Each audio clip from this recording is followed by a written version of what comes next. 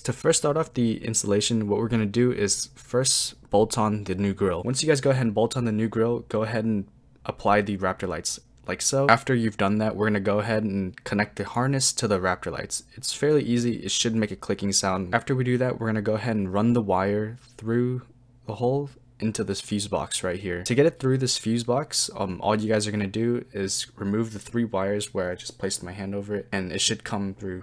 And now that we have the red wire out, what we're going to do is we're going to connect it to the added fuse that came with the Raptor lights. It was included in the kit, if you guys are wondering. What my cousin and I ended up doing is we ended up cutting off the metal casing with the wire cutter because we felt that we could get a better connection if twisted it in by hand and applied electrical tape over it just so it could be a little bit more secure. We didn't like the metal casing at all. This is just what we did and it worked well for us.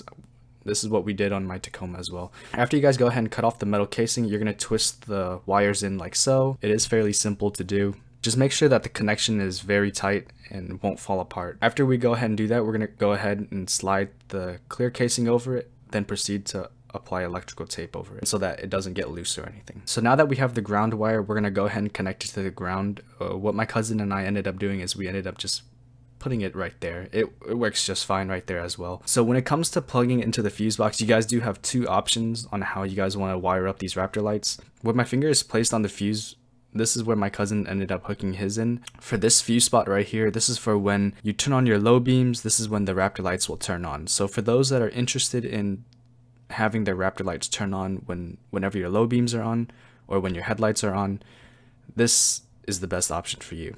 Or the second option that you guys could do is to put it into this spot up here. Plugging it into this spot right here will turn on the lights, will turn on the Raptor lights whenever your truck is on. So if you guys do want your lights to always be on and running whenever the truck's on, this is the spot. This is where I have mine hooked up just because I always want my lights to be on. When all is said and done, it should turn on and it should turn on just fine. We didn't have any issues with it whatsoever. Pretty much going to conclude today's video, you guys. If you guys have any questions or comments, just leave it down in the description box below. I'll do my best to help you guys out. As I stated before, I'm not a mechanic or a professional by any means.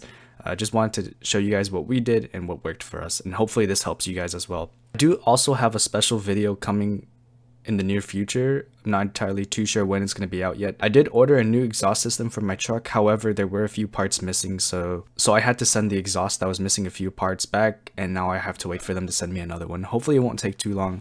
I really am looking forward to having a new exhaust for my Tacoma. I'm not sure how long it's going to take, but be on the lookout for the next video, you guys. It's going to be a fun one and I can't wait to install it, show you guys what I got. I'm really excited. If you guys liked the video, go ahead and leave a like, subscribe if you guys want to see more content, and I'll see you guys on the next one. Peace.